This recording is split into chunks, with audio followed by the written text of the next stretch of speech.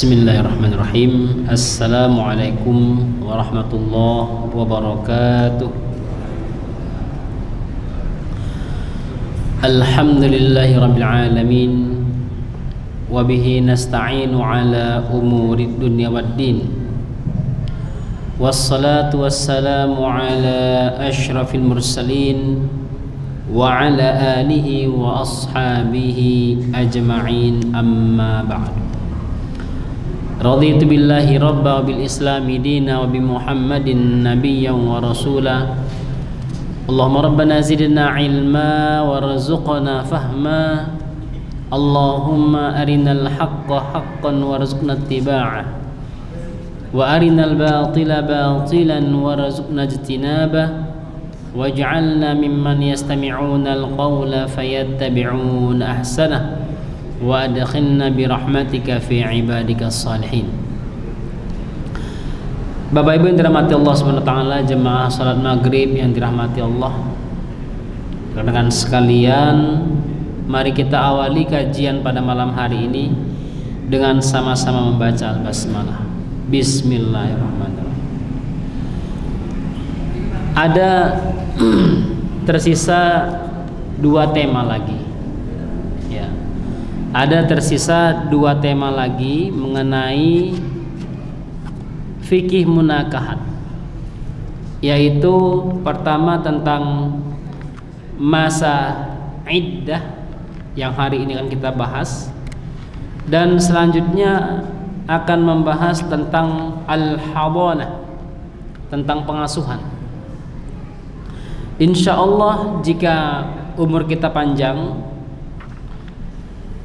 kurang lebih 3 pertemuan kita akan masuk pada bab yang paling penting, ya. Di antara yang penting tentang hukum hukum dalam Islam, hukuman dalam Islam. Kemudian insya Allah kalau tidak ada hal yang menghalangi kita, setelah pembahasan al-hadanah nanti tentang pengasuhan, kita akan membahas tentang warisan sejenak, insya Allah. Bapak Ibu yang dirahmati Allah SWT, iddah artinya adalah bilangan. Iddah artinya adalah bilangan. Dalam arti lain disebut al-ihsa, yaitu sesuatu hitungan, yang berarti secara istilah hari-hari dan masa haid yang dihitung oleh seorang wanita, di mana iddah menunjukkan masa penantian dan penolakan seorang wanita untuk menikah lagi setelah ditinggal mati suami atau diceraikannya. Artinya masa iddah ini tidak serta-merta laki-laki penting saya bisa balik dengan kamu kapan saja saya inginkan. Belum tentu. Bisa aja perempuannya nggak mau, saya nggak mau katanya. Kalau begitu terkunci. Iddah telah dipraktekkan sejak zaman jahiliyah dan masyarakat saat itu nyaris tidak pernah meninggalkannya. Setelah Islam datang, iddah diakui karena mengandung banyak kemaslahatan. Seluruh ulama sepakat secara ijma' mewajibkannya, sebagaimana yang Allah firmankan, wanita-wanita yang ditalak atau wal mutallaqat hendaklah menahan diri atau menunggu 3 kali quru. Apa itu quru? Quru diartikan haid atau masa suci. Dalam sabdanya, baginda Rasulullah sallallahu alaihi wasallam bersabda kepada Fatimah binti Qais radhiyallahu anha, "I'taddi fi baiti bani Ummi Maktum." Jalanilah olehmu masa iddah di rumah Ibnu Ummi Maktum. Hadis riwayat Bukhari, Muslim, Abu Dawud, Tirmidzi dan Nasai. Kenapa iddah harus ada? Kenapa iddah disyariatkan dan kenapa iddah harus ada? Yang pertama, agar memastikan kekosongan rahim, agar tidak terjadi percampuran nasab. Bahaya kalau ada percampuran nasab, bahaya. Dikira anak suami sebelumnya, ternyata sudah anak orang lain. Maka supaya kosong, memastikannya melalui iddah tersebut. Yang kedua, memberi kesempatan kepada suami istri untuk membina kembali kehidupan rumah tangga jika kemudian melihatnya sebagai pilihan terbaik. Terkadang emosi sesaat itu membuat banyak hal yang berabe, tetapi setelah merenung, beristighfar kepada Allah, bermuhasabah, dia memahami kesalahannya hingga berazam untuk kembali bersatu dan merajut tali yang lebih baik. Yang ketiga, mengingatkan akan agungnya urusan pernikahan yang tidak dapat dilaksanakan kecuali dihadiri oleh orang-orang terhormat dan tidak dapat terpisahkan kecuali setelah melalui masa yang panjang. Jika tidak, maka pernikahan tidak lebih dari sekedar permainan anak-anak kecil yang dapat dilangsungkan dan ditinggalkan dalam waktu yang singkat, alias pacaran itu ya. Yang keempat, bahwa masa iddah ini mengandung maslahat pernikahan yang hanya dapat dirasakan seutuhnya bila keduanya terus terikat akad secara lahir. Jika kemudian terjadi sesuatu yang mengharuskan mereka cerai, maka mesti meneliti gambaran kelangsungan akad tersebut secara umum, yaitu dengan cara memberi waktu untuk menenangkan hati dan menanggung beban sendirian. Dan kita mungkin pernah merasakan secara langsung ataupun tidak, ketika istri pergi atau ketika suami pergi, kita merasa banyak kehidupan kita yang hilang. Paling parahnya suami di rumah masih merasa hilang kehidupannya, itu problem.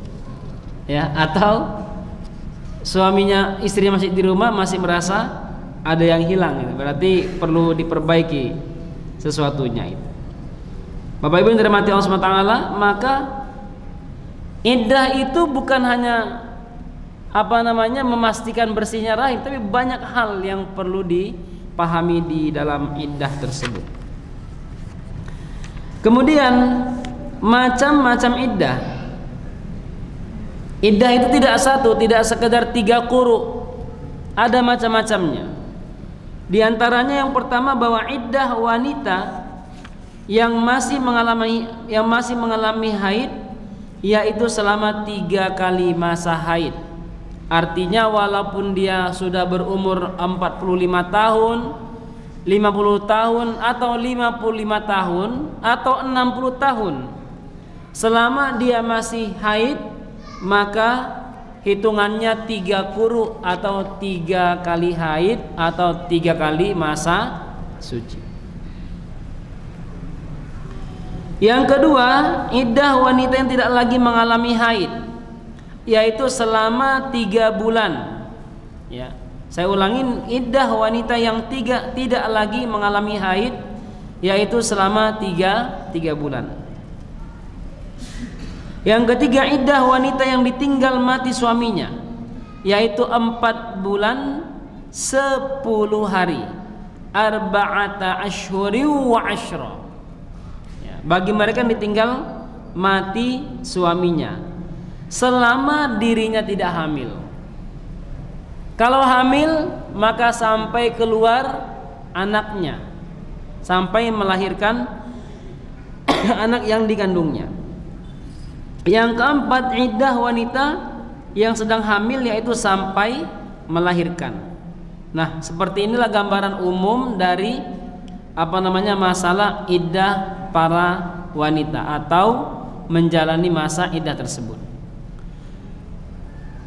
Secara umumnya ada 2. Pertama, yaitu telah melakukan hubungan badan dan belum melakukan hubungan badan. Artinya jika ada seorang wanita setelah menikah lalu dicerai atau ditinggal mati oleh suaminya, maka ada dua ketentuannya, yaitu setelah berhubungan badan, dan yang kedua sebelum berhubungan badan.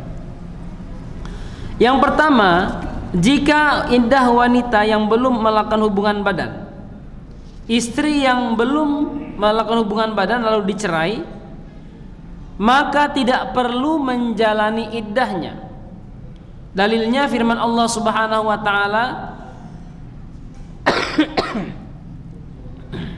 wahai orang-orang yang beriman, apabila kamu menikahi perempuan-perempuan yang beriman, kemudian kamu ceraikan mereka sebelum kamu mencampurinya, maka sekali-kali tidak wajib atas mereka iddah bagimu yang kamu minta menyempurnakannya. Qadarullah, ada laki-laki dan perempuan menikah, setelah 1 jam dia bilang saya ceraikan kamu, maka langsung dia tidak ada masa iddahnya. Perempuan ini boleh nikah sama siapapun langsung. Tapi jika wanita yang belum melakukan hubungan badan tersebut ditinggal mati suaminya, maka tetap harus menjalani iddah sama seperti wanita yang telah melakukan hubungan badan, sebagaimana yang Allah firmankan, wahai orang-orang yang meninggal dunia di antaramu dengan meninggalkan istri-istri, hendaklah para istri itu menangguhkan dirinya beriddah 4 bulan 10 hari. Lah hubungannya seperti apa? Karena diperintahkan perempuan yang ditinggal mati oleh oleh suaminya, alasannya untuk menunjukkan kesetiaan kepada suaminya yang baru saja dinikahi olehnya, dan menjaga hak seorang suami tersebut. Karena sesaat mereka menikah, maka si laki-laki mewariskan dan diwarisi. Begitu juga perempuannya mewariskan dan juga mewarisi. Jangan sampai baru qadarullah, kan banyak kejadian ya. Setelah akad sah qadarullah meninggal, belum diapa-apain, maka harta-harta itu langsung berpindah kepada istrinya. Kalau harta yang berpindah itu dibuat untuk menikah lagi, nggak elok ya, nggak elok dia. Maka tunggu 4 bulan 10 hari. Ini yang pertama, yaitu wanita yang belum melakukan hubungan badan. Yang kedua, jika wanita yang telah melakukan hubungan badan lalu terjadi perceraian, istri yang telah melakukan hubungan badan dapat dibagi 2. Yang pertama, masih aktif mengalami haid. Yang kedua, tidak lagi mengalami haid. Kedua-duanya ada hukum yang independen. Yang pertama, iddah wanita yang masih mengalami haid. Jika termasuk wanita yang masih aktif mengalami haid, maka iddahnya selama 3 quru, atau 3 kali haid, atau 3 kali suci. Dalilnya firman Allah, wanita-wanita yang ditalak hendaklah menahan diri atau menunggu 3 kali quru. Surah Al-Baqarah ayat 228. Dalam ayat ini Allah Subhanahu wa taala menggunakan al-quru, bukan al-haid ya, tapi al-quru. Al-quru adalah kata jamak dari al-qur'u, artinya haid. Di mana pengertian ini oleh Ibnul Qayyim rahimahullah dibenarkan. Ia berkata, kata al-quru atau al-qur'u tidak digunakan dalam teks agama kecuali hanya untuk kalimat haid atau kata haid. Makanya dalam hal ini Allah tidak menggunakan al-haidat atau al-huyud, tapi menggunakan kata al-quru karena lebih hikmah dalam penggunaannya. Tidak ada satupun teks yang menyebutkan dalam arti masa suci at-tuhur atau menggunakan kata at-tuhur. Karenanya mengartikan kata al-quru pada ayat di atas berdasarkan pengertian yang diketahui dan dikenal dalam pernyataan Al-Quran dan As-Sunnah. sebagaimana yang Rasulullah sampaikan kepada seorang wanita yang mengalami istihadah. Dia sudah haid 15 hari. Setelah 15 hari masih keluar darahnya. Ya. Kata baginda sallallahu alaihi wasallam, perempuan itu bisa jadi tidak sholat selama setengah hidupnya, nggak sholat. Maka Rasul bersabda begini, da'i sholata ayyama aqra'ik. Da'i sholata ayyama aqra'ik, bahasa aqra' di sana atau quru. Rasul bilang kepada wanita tadi yang darah istihadahnya keluar, tinggalkanlah sholat selama hari-hari haidmu.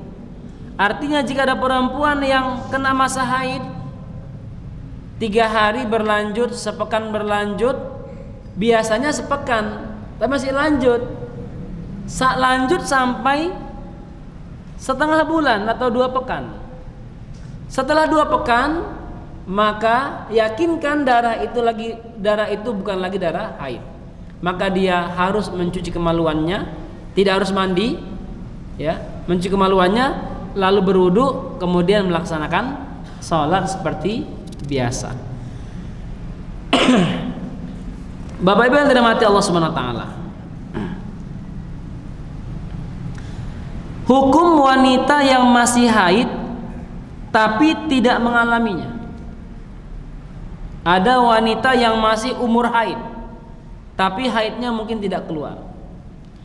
Jika seorang wanita yang masih aktif mengalami haid diceraikan, tapi kemudian tidak mengalami haid seperti kebiasaannya dan tidak mengerti apa penyebabnya, maka dia mesti menjalani iddah selama 1 tahun. Ya, iddahnya selama 1 tahun. Wanita tersebut menanti selama 9 bulan untuk memastikan rahimnya kosong, karena rentang waktu tersebut merupakan patokan umum masa kehamilan. Artinya ini dia tidak paham, loh kok nggak keluar, saya merasa tidak ada hubungan dengan suami yang lama, kok nggak keluar ini. Maka dia harus menunggu 1 tahun, ya, paling minimal 9 bulan dari masa dia diceraikan oleh suaminya. Maka jangan cepat-cepat melakukan pernikahan pada masa tersebut. Jika selama itu ternyata tidak hamil, maka rahimnya dipastikan kosong.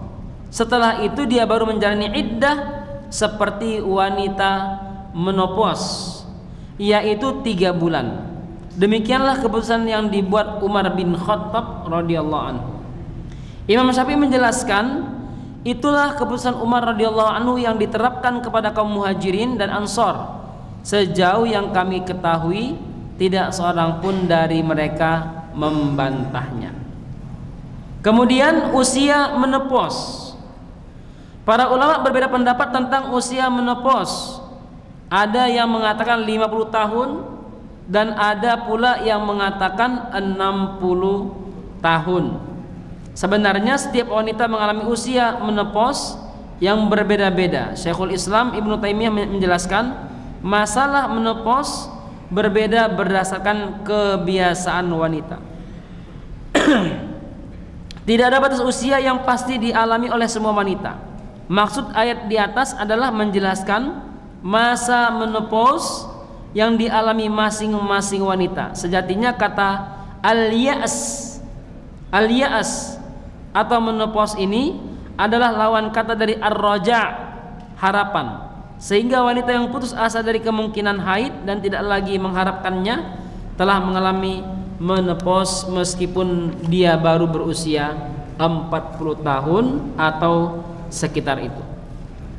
Sementara wanita lain bisa juga belum putus harapan atau menopause meskipun telah berusia 50 tahun. Artinya memang ada masa-masa yang berbeda di sini. Tapi yang mau kita sampaikan, kalau ada wanita yang sudah menopause ditinggal oleh suaminya atau ditalak oleh suaminya, maka masa iddahnya adalah 3 bulan. Ya. Iddah wanita yang tidak lagi mengalami haid yaitu selama 3 bulan. Artinya begini, kalau seandainya dia mau menikah lagi, gitu ya. Karena kan menikah ini bukan hanya sekedar hubungan badan, enggak, tapi ketenangan jiwa. Saya tahu, saya di tetangga kami dulu, salah satu ulama di daerah kami itu, istri beliau meninggal. Enggak sampai 2 bulan, dia bilang saya mau menikah lagi. Dan dia pilih wanita yang dia nggak bisa apa-apa. Artinya nggak bisa apa-apa ini yang nggak bisa lagi ada hubungan gitu. Tapi tujuan utamanya apa? Supaya wanita ini berkhidmat untuk dia, gitu ya. Tenang hatinya, litaskunu ilaiha, ya, walaupun tidak ada hubungan badan itu. Jadi tidak serta-merta harus berhubungan badan. Kemudian iddah wanita yang hamil. Jika ada wanita yang sedang hamil lalu diceraikan oleh suaminya atau qadarullah ditinggal mati oleh suaminya, masa iddah wanita hamil berakhir saat melahirkan kandungannya, baik karena ditalak maupun ditinggal mati suami. Dalilnya adalah firman Allah, dan perempuan-perempuan yang hamil waktu iddah mereka itu ialah sampai mereka melahirkan kandungannya. Surah At-Tolak ayat 4. Dalam kitab Zadul Ma'ad dijelaskan firman Allah Subhanahu wa taala, waktu iddah mereka itu ialah sampai mereka melahirkan kandungannya. Surah At-Tolak ayat 4. Ini menunjukkan bahwa jika wanita tersebut mengandung anak kembar, maka iddahnya belum berakhir sampai anak yang kedua itu, yang satu kandungan itu dikeluarkan semuanya. Gitu ya. Maka jangan apa namanya, jangan sampai ada merasa oh, udah selesai, ternyata masih ada anak yang kedua, ketiga yang dilahirkan itu. Nah, saya nggak tahu juga apakah ada anak kembar itu jarak 2 hari, saya nggak tahu. Nggak tahu. Jarak 3 hari nggak tahu. Tapi semua keluar dari rahimnya, barulah masa iddahnya selesai. Nah,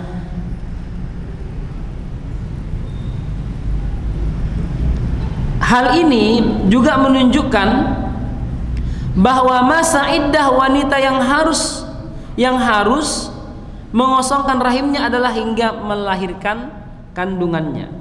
Ayat ini juga menunjukkan masa iddah berakhir tanpa memandang kondisi bayi yang dilahirkan, apakah itu hidup ataupun mati, sempurna ataupun cacat, telah ditiupkan ruh kepadanya ataupun belum. Artinya misalnya perempuan ini keguguran atau bayinya meninggal di dalam, lalu dikeluarkan, maka selesailah masa iddahnya. Seorang sahabiah Subai'ah Al-Aslamiyah menuturkan bahwa ia menikah dengan Sa'ad bin Khawlah, salah seorang pahlawan perang Badar. Saat meninggal pada waktu haji wada', sedang dirinya tengah hamil. Tidak lama kemudian Subai'ah melahirkan. Setelah suci dari nifas, Subai'ah merias dirinya untuk menunjukkan dirinya siap menerima pinangan.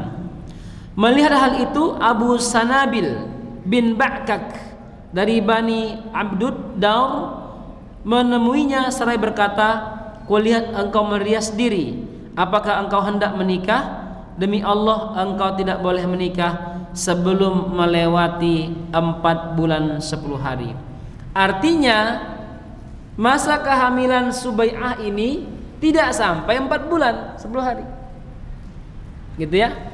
Mungkin dia melahirkan setelah 2 bulan ditinggal suaminya, mungkin begitu. Makanya sahabat ini datang mengkomplain, karena ketika wanita yang ditinggal mati oleh suaminya mulai berhias, itu tandanya ada isyarat dia pengen dilamar. Oke? Dan isyarat itu bukan isyarat yang tercela, gitu ya.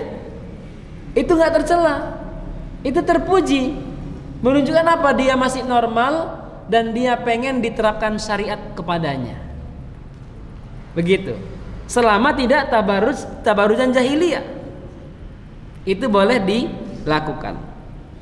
Lalu Subai'ah berkata, saat mendengar teguran itu, aku langsung menemui baginda Rasul sallallahu alaihi wasallam pada sore harinya, menanyakan masalah tersebut.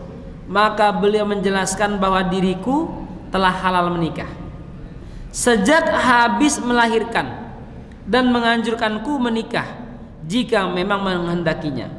Ibnu Syihab menjelaskan, menurutku tidak masalah bagi wanita untuk menikah sesaat setelah melahirkan, sekalipun masih dalam masa nifas, gitu ya. Meskipun masih dalam masa nifas, hanya saja suami tidak boleh mencampurinya sampai dia suci. Diriwayatkan oleh Bukhari, Muslim, Nasa'i dan Ibnu Majah. Iddah wanita yang ditinggal mati suami. Wanita yang ditinggal mati suaminya menjalani iddah selama 4 bulan 10 hari. Jika dia tidak hamil. Dalilnya firman Allah Subhanahu wa taala, orang-orang yang meninggal dunia di antaramu dengan meninggalkan istri-istri, hendaklah para istri itu menangguhkan dirinya beriddah sampai 4 bulan 10 hari. Lalu iddah wanita yang mengalami istihadah. Wanita yang mengalami istihadah menjalani iddah dengan perhitungan haid. Jika punya kebiasaan, maka harus berpatokan dengan kebiasaannya ketika haid dan suci. Setelah melewati 3 masa haid, maka selesailah iddahnya. Tetapi jika telah menepos, maka iddahnya adalah 3 bulan. Wajib beriddah meskipun pernikahannya tidak sah. Saya ulangin, wajib beriddah meskipun pernikahannya tidak sah. Sanggama yang diliputi syubhat. Saya ulangin, hubungan badan yang diliputi syubhat atau meragukan kesahihan pernikahan mereka. Kemarin kita membahas tentang fasakh nikah. Ada laki-laki dan perempuan menikah, ternyata ketahuan mereka sepersusuhan, gitu ya, sepersusuhan. Mereka menikah, sudah melakukan hubungan badan, ya, sudah melakukan hubungan badan. Lalu fasakh qadarullah investnya berhasil, gitu ya. Mohon maaf ya. Ternyata pertemuan sel telur dan ovumnya menjadi benih anak.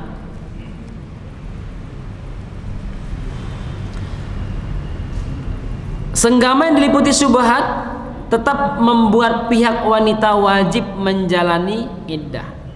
Karena dalam hal nasab, senggama yang diliputi syubhat tidak berbeda dengan senggama dengan pernikahan yang sah, sehingga sama-sama membuat wajibnya menjalani iddah.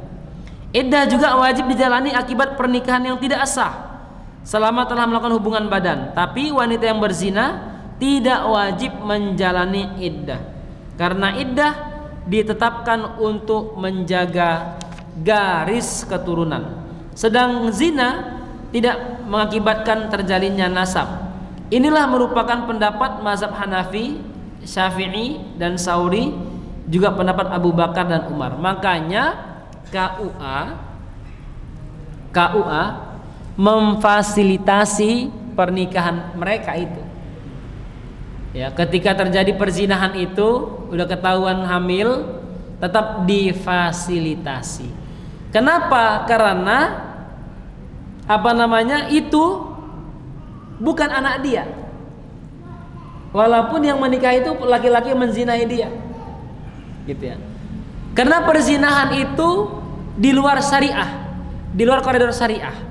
maka tidak dijalankan syariat iddah di sana. Karena kamu sudah hamil di luar, tunggulah lahir dulu supaya masa iddahnya selesai. Nggak boleh. Masa iddah itu hanya diterapkan pada pernikahan yang syar'i. Kalau pernikahan tidak syar'i, maka tidak sah, tidak usah masa iddah. Walaupun pernikahannya fasakh, dibatalkan. Tadi saya katakan ada anak sepersusuan menikah karena tidak tahu, ya, tidak tahu. Lalu mereka bersenggama, maka ini tetap ada masa iddahnya.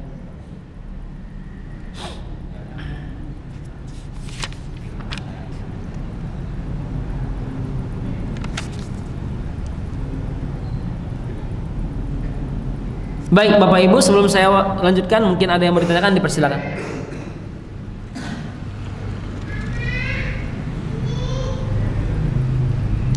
Silakan.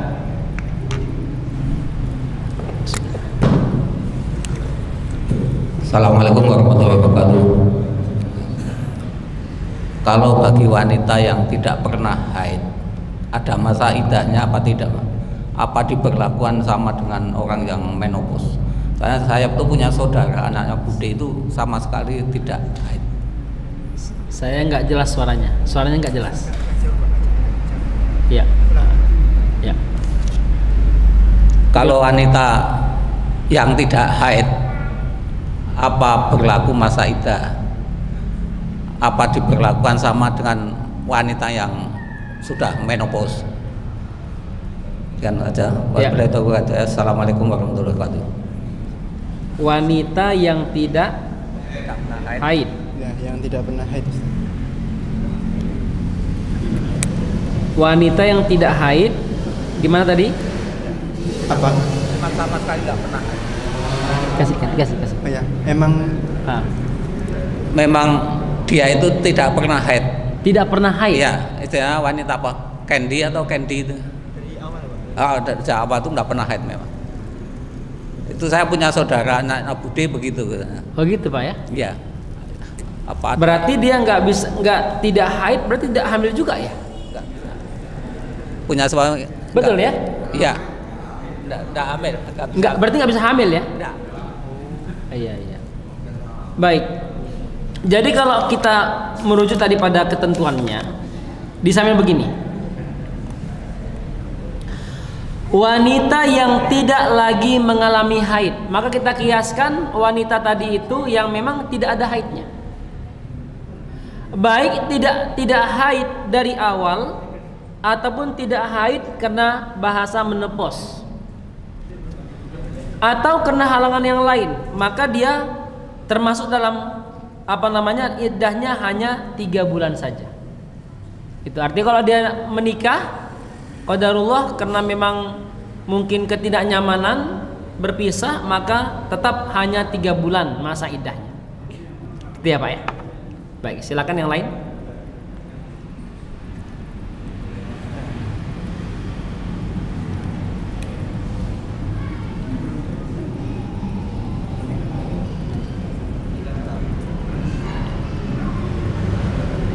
Baik, ada lagi Pak, silakan.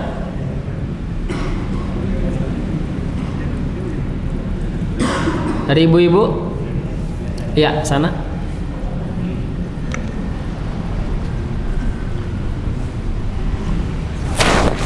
Mohon mic-nya agak berjarak ya Bu ya. Assalamualaikum warahmatullahi wabarakatuh. Waalaikumsalam. Ini Pak Ustadz, mungkin saya kurang jelas ya. Tadi kan ada anak satu susuhan. Terus yang suatu susuhan itu kan melakukan hubungan, terus punya hamil itu. Setelah anaknya lahir, terus lanjutnya gimana itu? Iya. Ya. Assalamualaikum warahmatullahi wabarakatuh.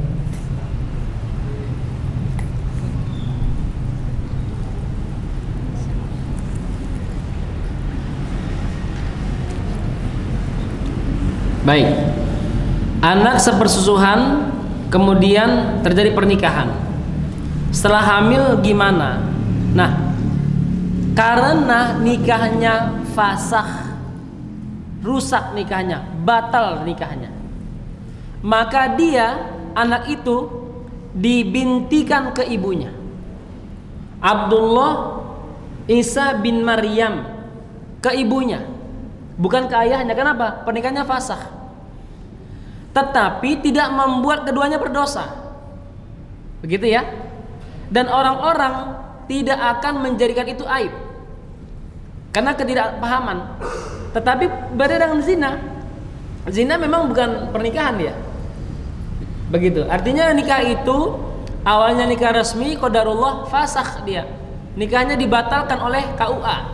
Atau orang-orang yang melihatnya situ sudah paham, ini adikmu loh ini. Oh iya, gimana ceritanya? Kalian sepersesuan, langsung fasakh waktu itu. Gimana pun kita cintanya itu, tetap kita difasakh itu karena tidak sah dalam agama. Maka anak yang dilahirkan bin ibunya.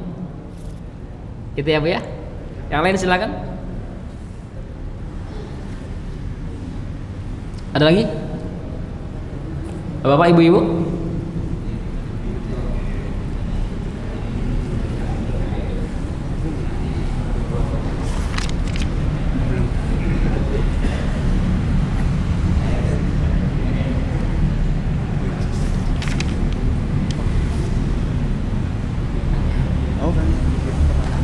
Dibacakan. Oh ya, silakan dibacakan.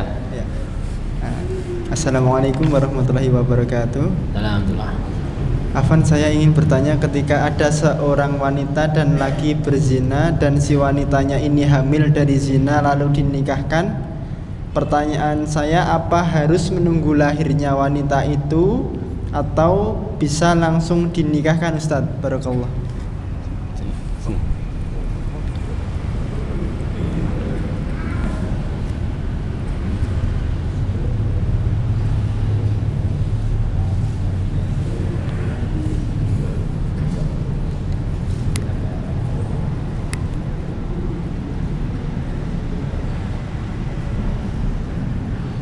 Atau bisa langsung berhubungan gitu mungkin ya. Kan sudah dinikahkan. Ya. Ada seorang wanita dan laki-laki berzina dan si wanitanya ini hamil dari zina lalu dinikahkan. Ya, dinikahkan udah ya. Pertanyaan saya, apakah harus menunggu lahirnya? Lalu wanita itu atau kelahiran anak itu, atau bisa langsung dinikahkan? Oke, baik. Ya. Jadi kalau itu pilihan, itu pilihan. Ya, apakah mau langsung dinikahkan atau tunggu anak itu lahir, itu pilihan. Karena memang hal itu tidak mengganggu apapun, tidak merubah apapun. Ketika dia sudah ketahuan itu hamil, dia tidak mengganggu apapun, tidak merubah apapun. Makanya oleh KUA itu dilegalkan.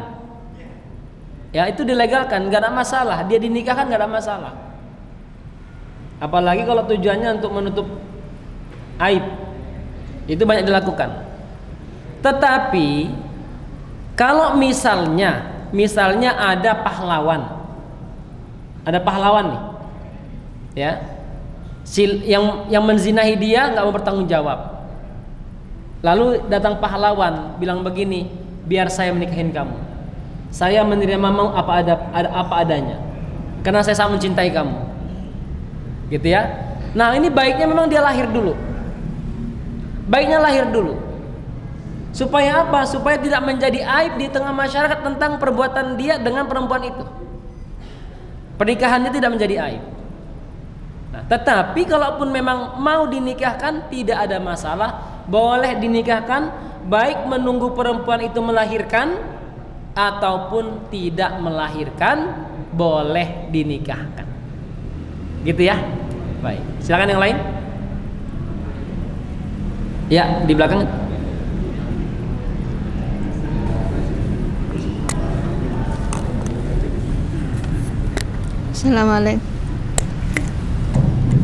Assalamualaikum warahmatullahi wabarakatuh. Mungkin agak berbeda Pak Edi dengan pernikahannya. Ya. mengapa kok banyak bayi yang baru dilahirkan kok dibuang begitu saja? Seperti tadi pagi itu di TV ada bayi baru lahir masih ada tali pusarnya, itu dibuang di tempat sampah. Ternyata ada anak yang menemukan masih hidup, masih bernapas. Apakah seperti itu dosanya berlipat ganda bagaimana Pak? Dan mengapa kok tidak langsung dipelihara aja, kok tega-teganya gitu loh Pak? Dibuang itu kan namanya anak, kan manusia juga. Begitu jaga dibuang, tidak sedikit yang membuang anak seperti itu. Iya. Bagaimana itu pokoknya maksudnya mengapa, apakah itu tidak diakui sebagai anaknya gitu? Iya. Gitu aja Pak, terima kasih. Ya, kalau saya tidak salah menangkap, kenapa banyak orang yang membuang anak yang lahir di luar pernikahan itu ya, gitu ya? Begitu benar nggak? Sepertinya sih. Ya, begitu ya. Intinya anaknya entah pernikahan sah atau tidak untuk dibuang. Gimana? Suaranya nggak jelas ya? Intinya gimana? Mungkin kebanyakan kalau dibuang itu karena di luar pernikahan gitu. Mengapa kok begitu saja dibuang walaupun seperti itu, kok nggak diberikan orang lain ataukah? Oke. Gitu. Iya. Yang pastinya tidak ada hukum yang membenarkan ketika anak lahir itu dibuang, tidak ada yang membenarkan. Tapi cuman begini, anak atau kehamilan yang terjadi yang didasarkan dengan nafsu berbeda dengan kehamilan yang didasarkan kasih sayang, gitu ya. Kehamilan yang hanya berdasarkan dengan nafsu birahi itu berbeda dengan kehamilan yang terjadi karena kasih sayang melalui syariat, beda sekali. Makanya saya sering canda itu. Candanya gimana? Siapa orang yang berzina lalu hamil perempuan itu bilang, barakallahu fik ya dek, besok kita tasyakuran. Apa? Hamil. Gak ada. Gak ada itu. Dari awal aja tidak ada. Ada nggak perempuan yang berzina, laki-laki berzina itu tahu dia perempuannya hamil, bahagia dia, barakallahu fik, masya Allah, inilah yang kita tunggu-tunggu selama ini. Gak ada. Itu aja udah ketahuan. Itu aja udah ketahuan itu. Ya. Yang kedua, ada nggak orang tua yang bahagia? Nggak ada. Tapi ketika di cover dengan pernikahan, semuanya bahagia, tetangga bahagia, bahkan mantan sekalipun yang kecewa dibahagia dia. Nah, di awal itulah lahirnya anak suci itu. Anaknya suci loh ya. Yuladul kullu maulidin yuladu ala fitrah. Semuanya dilahirkan dengan fitrahnya mereka. Nah, yang kedua, katanya, konon katanya, dan pengalamannya udah ribuan ini. Semua perempuan yang melahirkan anak hasil perbuatan zina itu tidak pernah ada yang merasakan sakit seperti perempuan menikah itu. Ya. Yang kedua, tidak pernah ada laki-laki yang standby menunggu perempuan yang dizinahinya itu melahirkan, gak ada yang standby itu. Semuanya mau pergi lari. Beda dengan kita, gitu ya. Kita dengarkan azan dulu Bapak.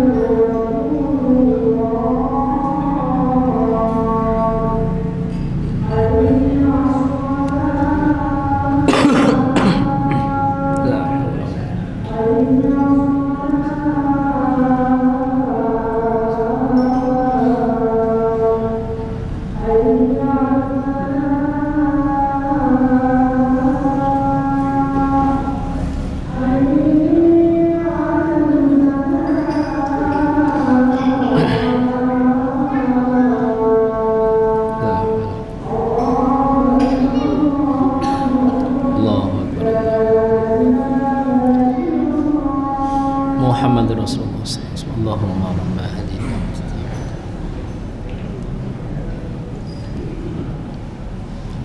Baik, Bapak Ibu yang dirahmati Allah Subhanahu wa taala, maka pasti itu berbeda. Sesuatu yang kita lakukan dengan syariah, mengusung firman-firman Allah, syariat Allah, perintah Allah, pasti akan banyak kemuliaan yang didapatkan di sana.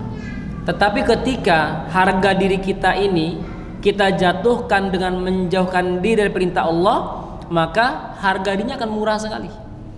Tapi ingat, anak itu tetap akan menjadi sebagaimana yang Rasul sabdakan, setiap anak yang lahir dilahirkan dalam keadaan fitrah. Gitu ya, Bapak Ibu yang dirahmati Allah. Nah, kemudian saya lanjut sedikit. Jika ada suami yang mentalak istrinya dengan tujuan menghilangkan hak waris, ya, istrinya suaminya orang kaya, wong sugih, banyak apanya. Istrinya dari awal pening di rumah aja, kamu nggak usah ngapa-ngapain. Ya. Lalu dia talak suami istrinya supaya apa? Supaya hartanya bisa dibawanya semua. Nah, maksudnya seorang suami yang sedang sakit dan kemudian meninggal karenanya, menceraikan istrinya dengan talak bain tanpa alasan yang dapat diterima istrinya. Dan saat suaminya meninggal, sang istri masih menjalani iddah. Dengan kondisi seperti ini, suami dianggap hendak menghilangkan hak waris istrinya. Jadi dia sudah sakit dia. Ya, bukan kena apa ya, sakit dia. Ya, supaya gak dapat warisan dia. Biasanya ini terjadi, Bapak Ibu, terjadi ini sering konteksnya Indonesia. Suami yang punya istri 2, 3, 4, nikahnya sir. Ya, nikahnya sir demi mempertahankan hak salah seorang istri yang paling dia sayangi. Apakah yang paling dia sayangi itu istri pertama, kedua, ketiga, Allah misawab. Lalu dia bilang, saya talak kamu, saya talak kamu, saya talak kamu, meninggal dia, Pak. Ya, jadi bain. Artinya harta dia itu akan jatuh pada istri yang masih berstatus istri kepadanya, gitu ya. Dan itu nggak bisa dipungkiri. Kadang ada rasa begitu, rasa lebih sayang, condong pada satu istri itu ada. Makanya sampai sekali bernya Rasulullah,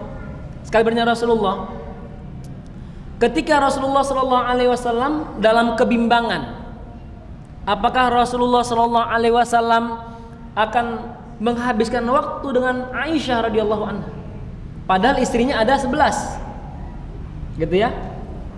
Sauda itu udah memberikan waktunya untuk Aisyah. Kata Sauda, ya Rasulullah, aku berikan, serahkan, wakafkan, hibahkan waktuku untuk Aisyah. Jadi Rasulullah nggak pernah lagi melihat Sauda kecuali sebentar aja.